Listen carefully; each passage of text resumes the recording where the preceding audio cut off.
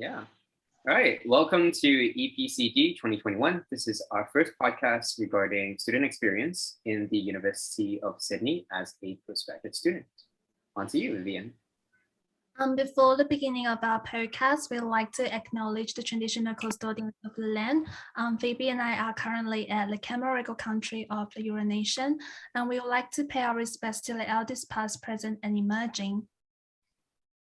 Okay, so for our aim and objective for this project, we will support new postgraduate students in their transition to university through a series of podcasts and seminars about university service, degrees, and global learning styles in comparison to Australia's. We would like to help new international students feel connected, supported, and appraised. So the brief overview of topics include team introduction, residence, learning experience, socializing, and contacting important people. Cool. Okay, so who are we? Let's briefly introduce ourselves, and I'll start off. My name is Phoebe, and I'm majoring in educational psychology. My favorite hobby is gym and yoga. And one fun fact is that I love to learn languages. So I know probably around 6 languages. So I've got, do I list them? I don't even know if I should list them. Okay. English, Cantonese, Mandarin, Japanese, a little bit of French, and a little bit of Korean. I'm assuming we're gonna have Helen come out next, right? Okay. Yeah. So hi everyone, my name is Helen. I'm currently a master's student in education, majoring in educational psychology. And I consider myself as a really outgoing and agreeable person. I'm really willing to share my own experience with the others to help them avoid the pitfalls I have fallen during my academic life. And this is how we came to this project. So in my spare time, I love diving, cooking, gardening, and also meeting new people.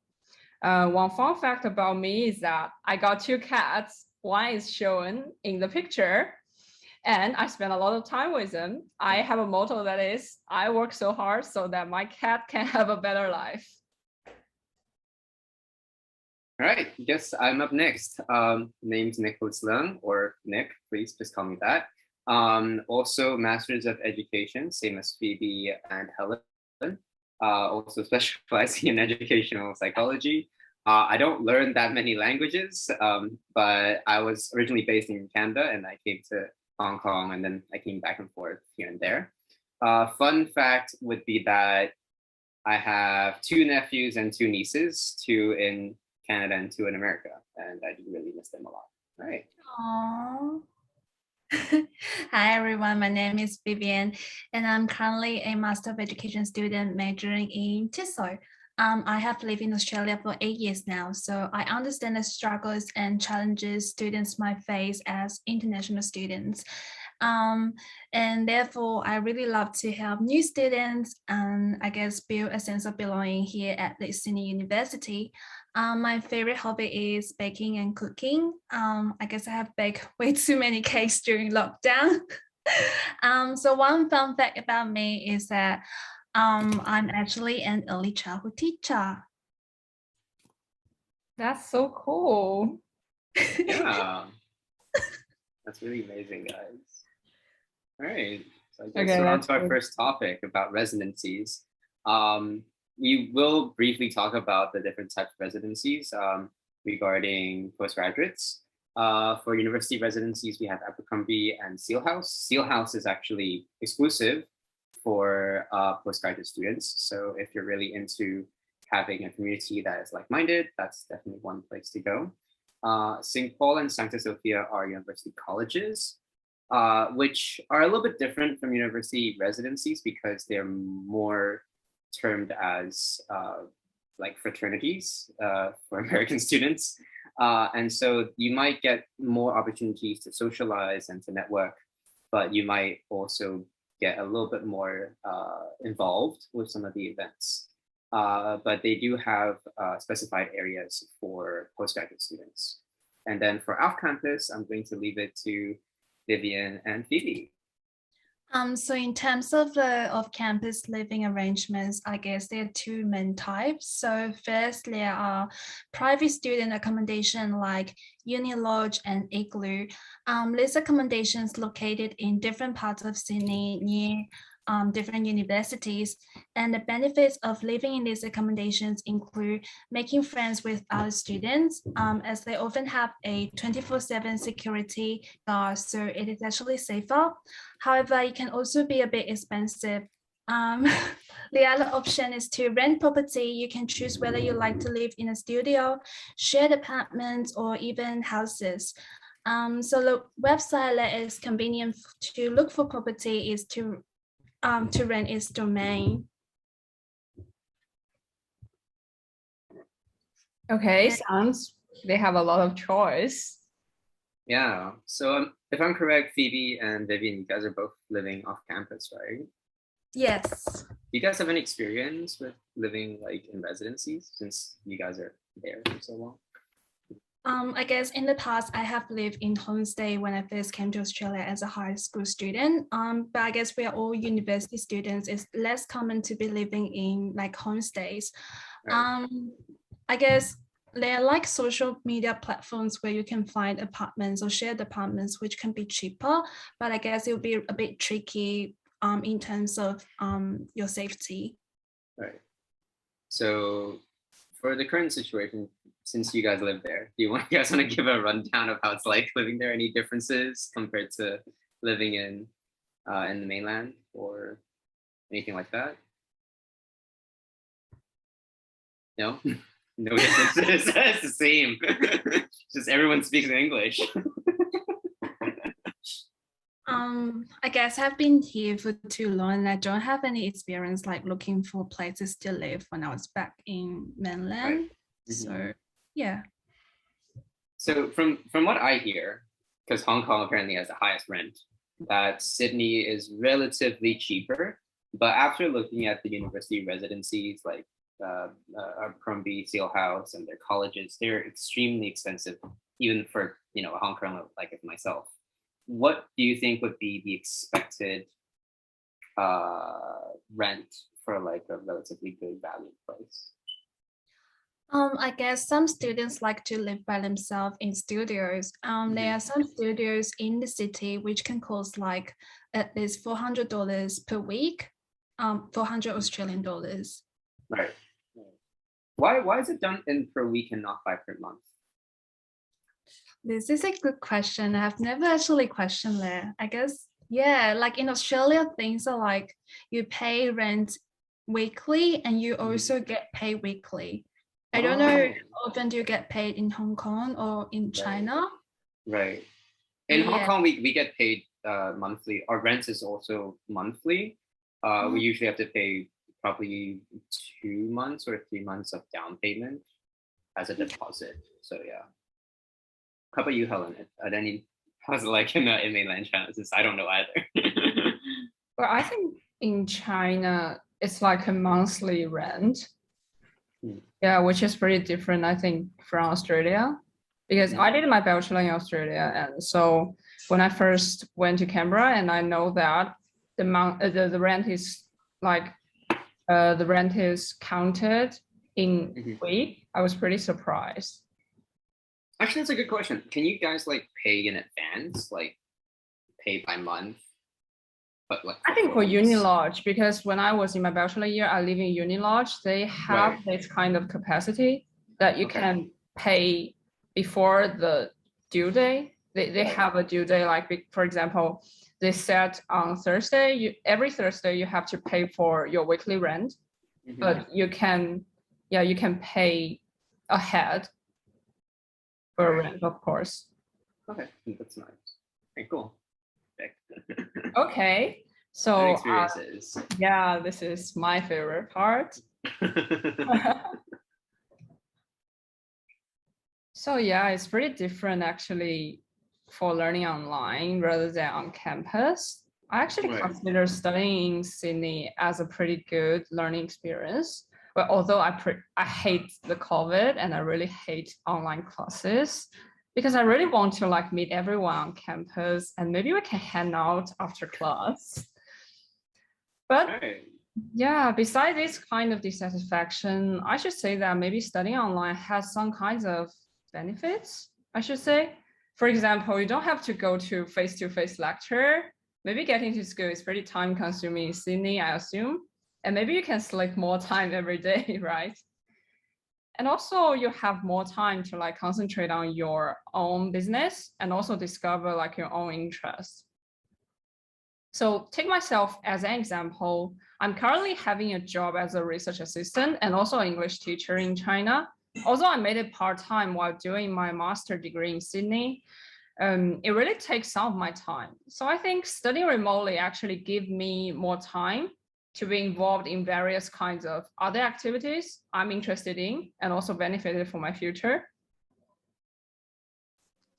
Yeah, I mean, I totally agree on that because I think I'm working part-time now as well as a full-time student. But I know one of my coworkers, she studied her postgraduate, I think in counseling here in Hong Kong. And she was doing full-time student, full-time studying, sorry, full-time student, full-time working. And she just basically doesn't sleep. And yeah, she was telling me how horrible of a experience that was. Regarding learning online, I actually kind of prefer it because I don't like going up to professors and asking them things. So when like, you know, at the end of the lecture or like when we have consultation times, it really helps when like, you know, I can just treat him like a friend and actually converse and not have as much of that hierarchical anxiety between us. So I guess like in that sort of way, that's pretty good. But yes, I totally agree in terms of not being able to hang out like in person. That kind of sucks. Yeah, I agree as well. Pretty much, especially with online learning, you would have to be very self-disciplined in terms like you really don't want to procrastinate and leave things last minute. And how you would do that usually, obviously, like for me, I just keep a diary and do a lot of time managing and planning there. So that's just one way that really helps keep you in check. Yeah. And also I think like making daily schedules and calendar, integrate the calendar with the school's calendar and also about the things you need to do is a good way for being independent and self-disciplined. And I think it's really important on the era of the pandemic, like to be self-disciplined. Definitely. And I think it's also a good way to connect with other students. For example, Phoebe and I had a few study sessions last semester. Like we went to libraries and cafes together. And even if you can't meet your friends face to face, you can still do it on Zoom because last semester, Helen and I were in the Zoom study group. So we were studying together on Zoom, like in the daytime or sometimes even until like 2, 3 a.m. So you know that you're not alone and studying by yourself. And yeah. Yeah, that really gave me a sense of belonging actually. I don't know. I traditionally don't like studying with other people because I get really easily distracted. So I guess I'll really have to try doing Zoom studying with you guys more often. So yeah. Yeah, I find that group study is actually quite fun. Like obviously if you're not off like sidetracked or playing around. But I think that it's a great experience, especially when you learn from different perspectives and share opinions. So I guess it's a very valuable experience for me. And yeah, individual work goes pretty much the same. Actually, speaking of individual and group work, I think in terms of the group work, there's a lot of difference between being in undergrad and then in postgrad. Because like we would have slackers. I was a slacker at one point when it came to group work. And then once you go into like postgraduate, I feel like everyone starts to get the sort of level head and they all want to do well for their postgraduate. So I guess the being wary of people who slack off for their group work is much lower here when you're getting to postgraduate. So yeah, I agree. It's very different. So undergraduate and postgraduate. So undergraduate is just I mean when you get to postgraduate level, it's a whole different thing. You can't just, read, you can't just skip readings, and, just wing it. But postgraduate level, you've got to do the readings, and you've got to put in the hard work. So that's pretty much, yeah, it's a big difference. Yeah, I think it's also a matter of self-discipline, right? I was not disciplined totally. through undergraduate because talking about the readings thing, I literally had this, I think necessary literary course, which we had to do. I skipped one of their exams and the professor actually had to chase me down to ask me what happened. And I was like, I was sick that day, which was an excuse. And she was nice enough to let me sit in another exam near the end of the semester, but I didn't do the reading for it anyway. So I still winged it and it was okay. But once you get into postgraduate, you really cannot skip any of that stuff, especially if you want a decent grade, for sure. It's much more intense. Yeah. I don't think anyone will chase you when you come to postgraduate course. You chase the teacher rather than the teacher chase you. Yeah, for sure. You're so much more interactive with the professor than you are with when you are in undergraduate studies, right? I guess that actually brings us really nicely to communication, which you could be communicating with professors as well. I think that's probably a big thing. Communicating all together is so key right now, especially when you're studying online. Yeah, and I think also for the group work, communication is also key, especially when online. I think one important point is that when doing a group work, we should always remember to come as a whole group at the end. It's really good to divide group works for each person clearly, especially when you're doing your job or other things. But it's also important to come as a coherent piece of writing or presentation when you're doing group work, because otherwise you will really like individual writing, but just adding together. Yeah, and I think it's also really important to be active and engage in class. For example, when you're assigned to the breakout room, please be respectful to other people and share your ideas.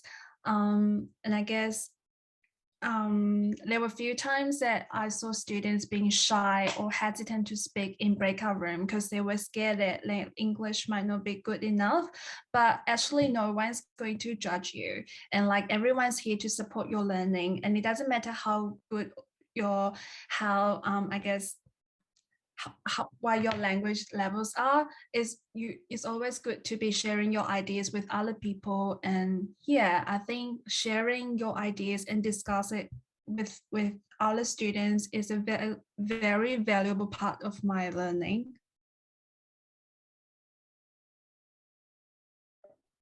Yeah, I think sharing is very important. I remember that in our group work I had with Songye, which I'm assuming half of you guys know at this point.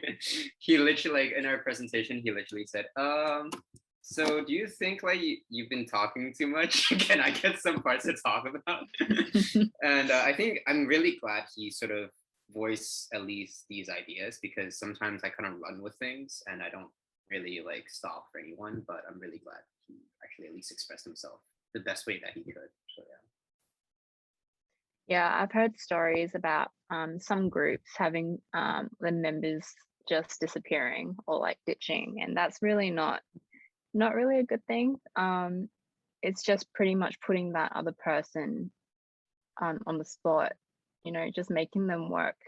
So if, for example, if you can't make to a meeting, just send a quick message or email.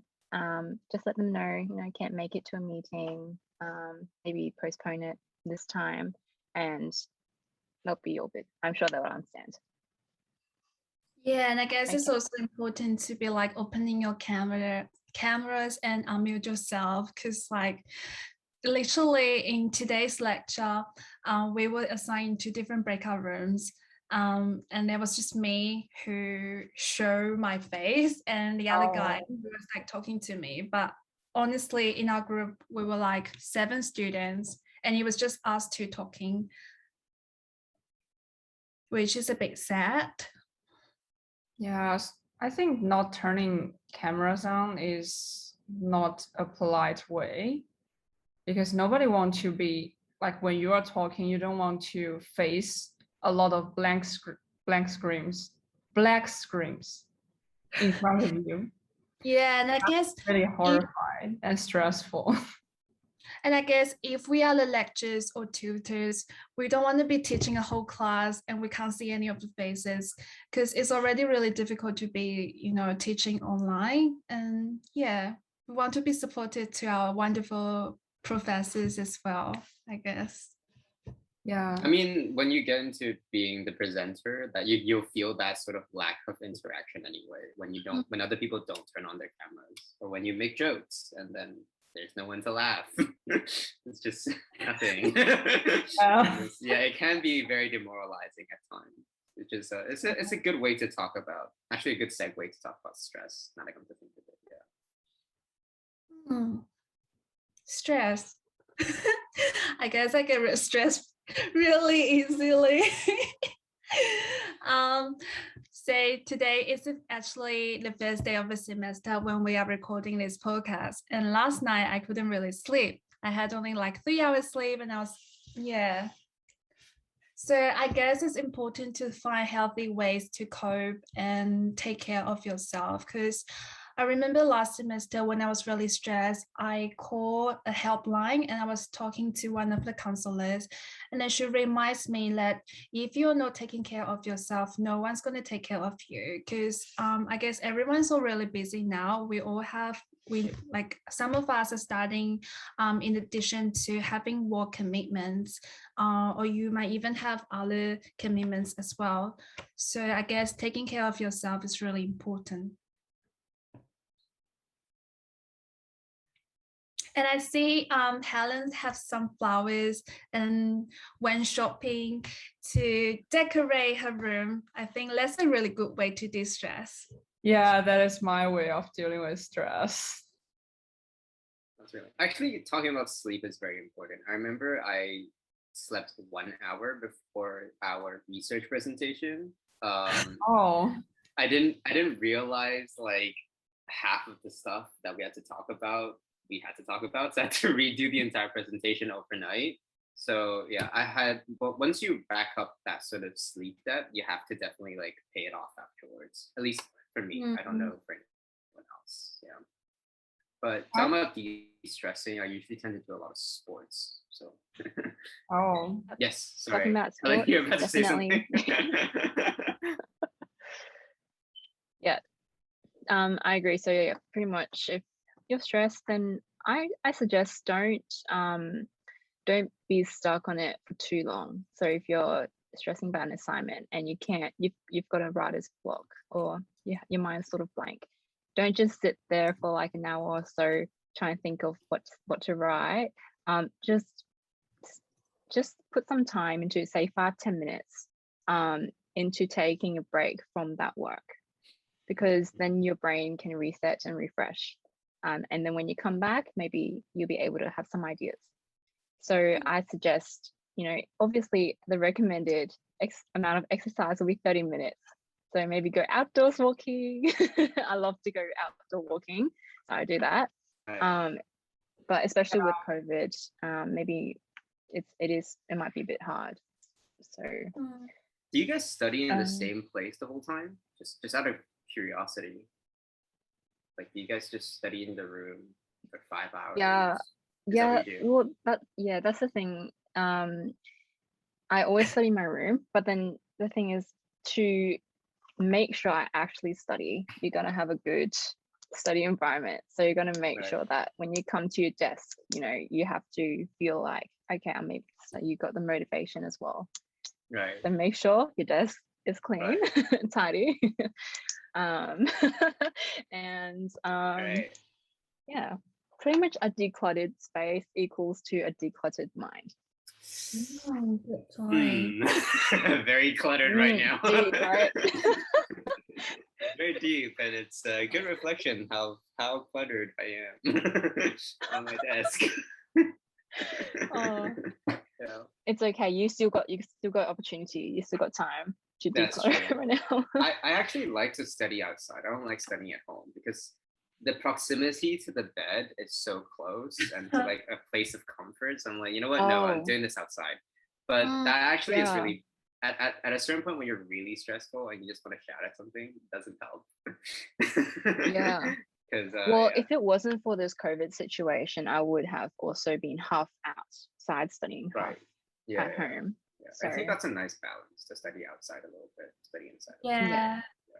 And Phoebe took me to the cafes around our areas to study. And I think because she goes to the cafes every day, I feel like everyone in these areas knows her.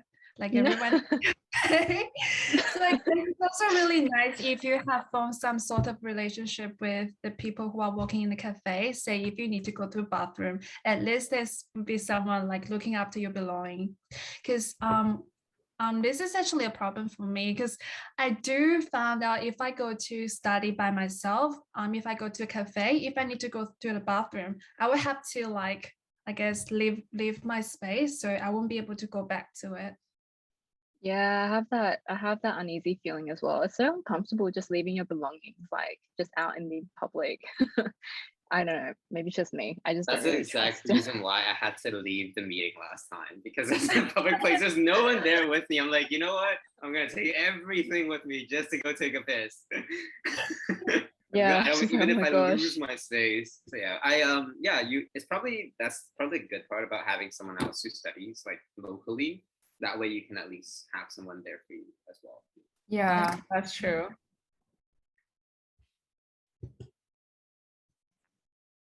I guess tips, strategies, resources. I guess we pretty much sort of followed up with most of that. Yeah. Be conscientious, make sure you have a good plan, be very self-disciplined. That's what it. Yeah, so maybe we just move directly to the university service part. Yeah, so I guess there are lots of university services that you could use, especially offline and online. But I'll just touch on the offline parts, and then Helen, you could touch on the online bit. So basically on the campus, there are lots of study spaces which you could book. If you want to do some study sessions with your buddy or by yourself, there are pretty much, I don't know, there are lots of libraries at uni. Do you know how many libraries there are exactly, Viv? There's Fisher Library, there's Law Library, there's the new Susan something library that we went at the end of last semester. There's a Science and Technology Library, so that's 4. And there are also some really small libraries in campus. Yeah, I think, but yeah, definitely if you want to have a look at those libraries online on the website, you could just book them from there. And there's also video and audio studios, there's 3D printing, scanning and carving, and also counseling service. I actually use the counseling services a lot. As I say, I guess I'm an expert of being stressed. So if you're in Australia, CAPS actually provide really good counseling services, and each students are entitled to 6 sessions per calendar year. So if you're starting this semester, I guess if you can actually still do it during lockdown because they do provide Zoom counseling. But you have to be in Australia. And so, yeah, they have 6 free sessions per calendar year, and you don't have to finish all of them. You can just be like book a session, I guess, during final when you're feeling a bit stressed.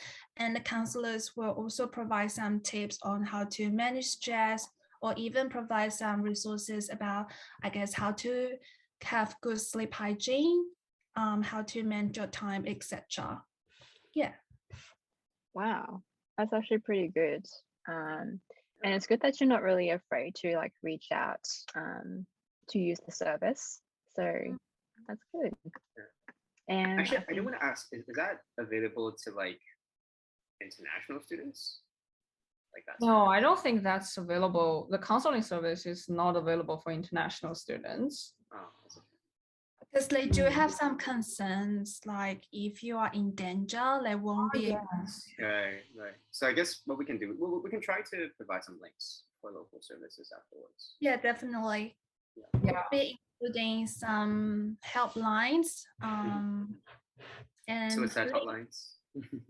Yeah. Yeah, those ones. Yeah. Okay, cool. Thanks. Yeah. So maybe we move on to the online part. Mm-hmm. Okay, which I think is my favorite part because I spend a lot of time like digging all these online services the university has provided us last semester, and I got a lot of them. So here I divided them, I think, into 5 or 4 parts actually. So for the library service, actually I think Sydney Uni has offered a wide variety of free resources. And they actually spend a lot of money in the construction of libraries. So it's like they bought nearly all the databases for academics. And so it's really simple and easy to download like almost any articles you want. Also a librarian can help you find the materials if the library does not include it. So it's really simple, just send them an inquiry, and after they scan it or they found it, they will just email you back, which I found is really convenient for us. And yeah, also, overseas. Yeah, Vivian, go ahead. Yeah, I mean, especially if you're overseas and you can't physically go into the library and use the book that you need, I think librarians are really helpful in terms of like helping you scan a book chapter and send it to you. Yeah. Yeah, that's so cool. And also another amazing thing I found is that the library has actually offered many free toolkits, which you can download for free during your study. For example, the Microsoft Set, and also the SPSS for data analysis, and also the EndNote for referencing. They also offer the kind of workshop on how to use all these toolkits. So I think it's a really good resource you should check for if you are coming to Sydney Uni. And also another resource I have benefited a lot is the Learning Hub resource. It is also free to all students. So they got a lot of academic workshops where you can join. So in the workshops, you can learn a wide variety of contents. So for example, how to write in an academic styles, or planning for your assignments, your semester, and even the ways to like publish an article. They also offer the kind of online individual consultation where you can arrange a meeting with a professional to discuss on the piece of your writing. So they got the career development workshops where you can also gain some kinds of knowledge on how to write your CVs and also the tips for doing an interview. I'm sorry to interrupt, Helen. I heard that you're in China. So do you know if university has provided any VPN service? Oh, yes. I think Sydney Uni actually has a really good VPN. So you can just type VPN on the Sydney website and you can find the ways of how to use it. And actually it's really fast speed, I should say. Oh, really? Yeah. Are you using it right now? Because you always do Google Docs. Is that why are you using the VPN right now? Of course, because I need to have access to the kind of database for my research. Yeah, so I can't live without it actually. Oh. Yeah, and if you can use VPN, I'll highly recommend you to use like Google Docs or Google Slides, especially when you're doing group projects. That way we can all type in a document at the same time, which I think is really helpful. Yeah. And so also for the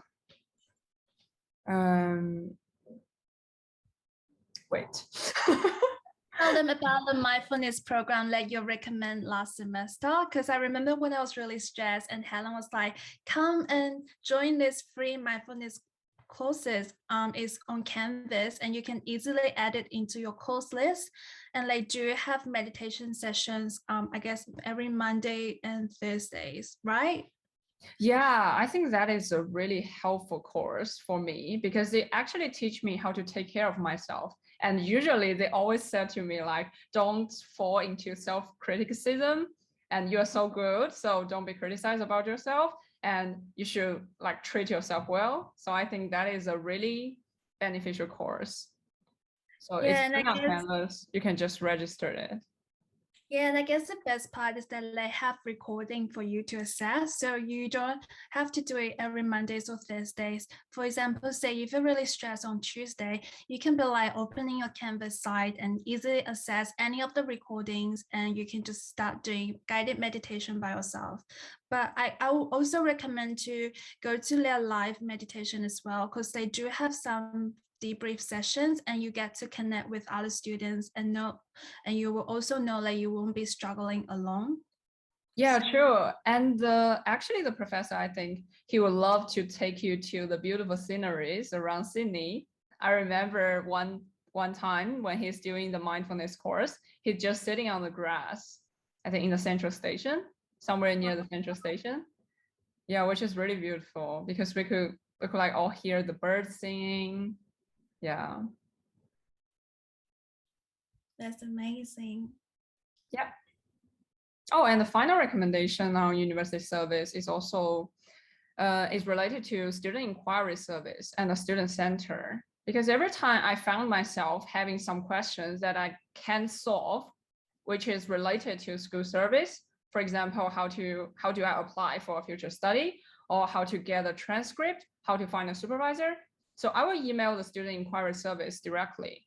But well, I think they are pretty busy dealing with the inquiries every day. So it takes around like a week to get their response. But usually their response is really helpful because they are the person you should consult when you're having problem. So I strongly recommend if you find something you can solve. Yeah. And I think maybe we should move forward to the social part. Yay, socializing. Yeah. That's exactly why we're having this podcast. Yeah, that's true. So for socializing, I should say that actually COVID made it really hard. We're all kinds of net friends. But my first suggestion is maybe take initiative. So in class, it's like, be brave to introduce yourself and maybe just directly sending some message if you really want to say hi to someone. But I think be sure to make it in a private chat. Otherwise, the whole class and others can see your chat. And also don't be too creepy. Yeah. Yes. As a man, do not be too creepy. Always talk about academic stuff first. So yeah, I think that's how I met with Phoebe at first. I think, wasn't it? I think yeah, sort of documentation stuff. Yeah, and then that's how we got to know each other a little better. But yeah, you were so nice. You it was. I remember that time where I was I think I was having trouble downloading something in the chat box from the professor, and then I asked if anyone could actually send me that, or I don't know. And then yeah, Nick was really nice enough to send me. Yeah, Nick is really cool. Thanks. Thanks. I'm just that prepared, you know. I just can just send stuff out of nowhere. It was that quick in downloading it. I'm just like I had it on hand already because I tried to download all the documents beforehand. So that's one of the few things I like to do. But yeah, taking initiative is probably the big thing. Actually, I did try to get in contact with you, Helen, at one point, like earlier on in our first semester.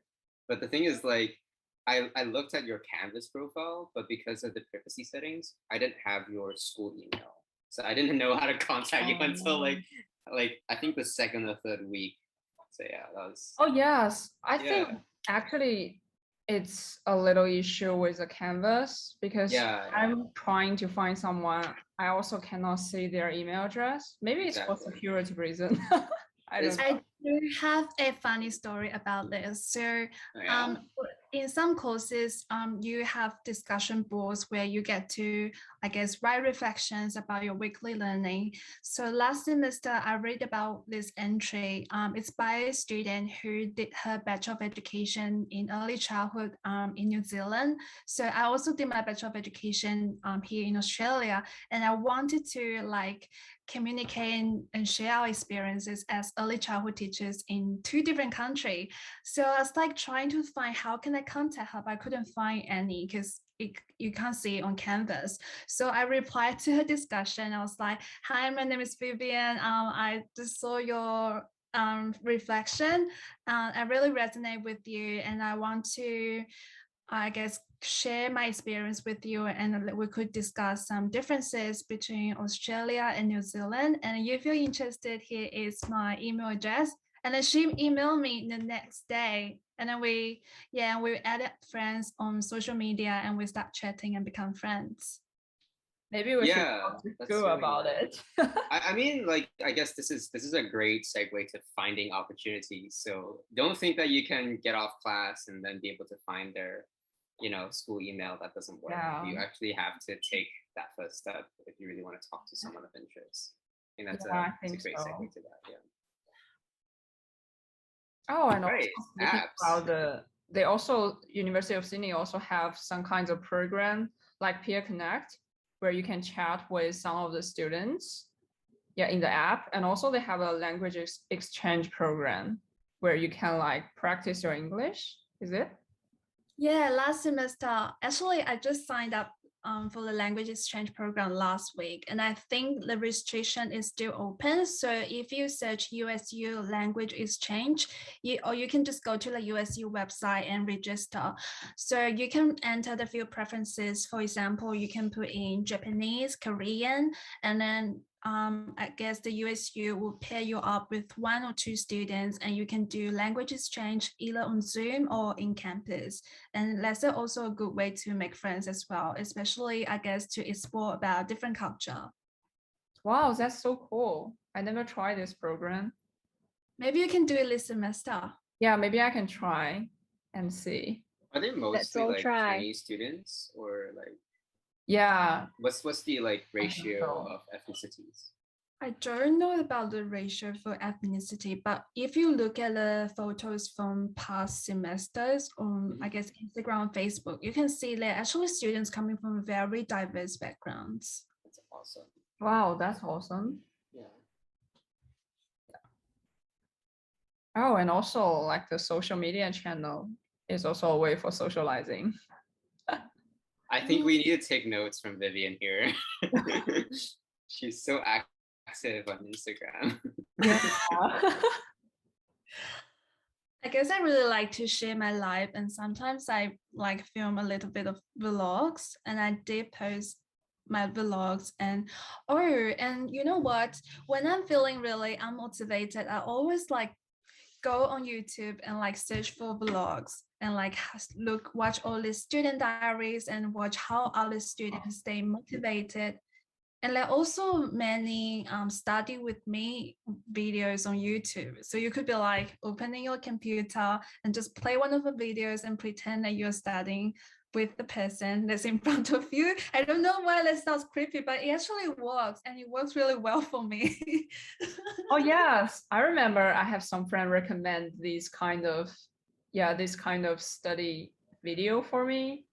A lot of people, they are from like very good schools like Oxford or Cambridge. They just study together. Yeah, they film the videos of their studies every day. So which I think is really interesting and worth trying. I quite like the idea of studying with someone, but the thing is, like, going on YouTube to look for it, I would get so distracted. I'd look for so many other things aside from like study with me, because I'd be so caught up with my subscriptions. So yeah, I think it's great that you guys have that self-control to not look for other things. I think this is related to everyone's learning style. What kind of style suits you best? Right. Okay, so maybe we move forward. Okay. So this is the final part of our podcast content. So it's related to how to contact important people. And actually, I really want to say that always refer to the faculty handbook. It is really important, and it actually contains all the essential information you need to know about your course, about your course conveners, about your professors, and also their contact details is listed there. So always refer to the faculty handbook. And speaking of contacting the professors, a key point is that always be professional when emailing them. Be formal rather than informal. Some professors, they may prefer like kind of informal interaction, but I think for most professors, they will prefer a formal way of contacting and speaking. So do not use words like hugs or love you in the email. And actually, there's a funny story happened to one of my friends. So last semester, I met a friend, and one day she approached me saying that she was warned by one of the professor of our unit of study. And I was pretty surprised because warned is actually a serious and strict word. So I asked her why. And she gave me a snapshot of an email. And in the email, she said, love you. And she told me that she wants to express her thanks to the professor. But I should say that that is not really appropriate. Yeah. So this is maybe a matter, and also a matter of culture difference, I think. Because for Chinese students, we seldomly send email to professor. And actually for me, I really hate sending emails. I just think it's not that efficient, maybe. But yeah, it's a culture difference, I should say. Just guys, yeah. I don't know. I feel like once you get into perspective, you have to, you definitely have to have a personal connection with your professor. So yeah, because it's academic rather than daily event. Yeah, even for undergraduate students, I would say if you're not emailing your professors, you're really missing out, honestly. So yeah, that's true. That's why like having a very good way of emailing your I was about to say your parents because that's how I email my parents. Emailing your professors is definitely very helpful. Like I tend to be very formal with my parents, at least email wise, because it's black and white. So it's always very like, dear father and mother, like today this thing happened. I hope you're doing well, and then like and always end with like sincerely your son and stuff like that. It's very, very formal, and I think it's good to keep that practice. Yeah. Actually, I do want to point out that our faculty handbook can be a little bit confusing sometimes. Just a little bit when I was reading it for the dissertation and special project. But I think we're gonna touch onto that next in our next podcast anyway. Yeah, we can touch on that in our next podcast. That is a really important part, and I think most students get pretty confused about what is the difference between special project and dissertation. Yeah. Exactly. So yeah, but for the most part, it's a very good reference. Sorry, Vivian, you were. Yeah, like that faculty handbook sometimes can be a bit old, like they might not update it as frequent as we thought. So if you have any question, I think it's a good idea to be emailing the professors directly instead of like asking questions on social media or asking like different people, because even if they do provide an answer, it might not be as accurate, especially if you have really urgent issues like concerns about your enrollment. Yeah, I do think it's a good idea to be emailing the professors or coordinators and ask them directly. Yeah, that's true. But always, I think when emailing professor, another important part is always indicate the kind of action you want them to do. So it's like if you want them to assist with your enrollment, you just say it. Yeah, after you greeting, first you should greet them and then state your purpose of why you're writing this email, and finally saying thank you to them. I think this is a general structure. Am I right? As a seminars, we'll be teaching you on how to write emails to professors. So yeah, do come to our next seminar. Yeah. Actually, just out of curiosity for you ladies, do you feel that most professors prefer you guys to be more direct or to have a little bit of brown nosing when emailing them? I guess generally it's more roundabout. Yeah, like I like to get directly to the point, so I try to do that, but not too blunt. So I go a little bit roundabout. Yeah, me too. I remember last semester I was writing an email to one of the professors, and Phoebe was helping me proofreading my emails, and then she was like ending up helping me cut down some. Yeah, because I guess I was not being straightforward. So you have to ride that balance of straightforwardness and roundaboutness. Gotcha. Yeah. So that's even more reason to come to our next seminar. Yeah, and also the final point is that when you are doing your degree, especially when you're doing a master degree, it's always important to contact the professors on initiative, because as we said, I think I don't know which section did we talk about it. So the professors, they are really busy and they won't come to you and try to know your problem because they have a lot of students to deal with. They also have got bachelor students, which are a lot. So it's better to like just directly sending them a polite email if you're really having some issue, you really need their assistance. But also you should like try to first solve it by yourself, and also to check the materials they have published, or to check in the discussion board if other people have asked the same question. Actually, that's actually leading to a good point regarding the expectations, because I came from Canada. Everything is super slow there. We literally had a point where in one unit of course, one of our professors were so busy that when you email her about something regarding the exam, she will reply you after the exam. Oh, so we're so used to this really long wait for professors. So I think when you come to or when you're talking to professors here in University of Sydney, you should at least allocate a little bit of time for them in case they probably might be busy with other things as well. To on top of emails, actually, if there are consultation times, you should be a little bit more respectful about that. Some professors, like Paul Jins, is very nice. He's more casual. But some professors, they see that as very valuable time, and they might only want to talk about certain things, like maybe extensions or something that is very specific to maybe their project or assessment. Yeah, so, that's true. Yeah, do be a bit mindful of that when that happens, because I made that mistake in a previous semester. Oh, really? With Rachel Wilson. Yeah, she was like, you know what, these consultations are not for that. We're only here for extensions. And I'm like, oh, okay. In that case, yeah, thanks. I think I have the same kind of issue, with some professors.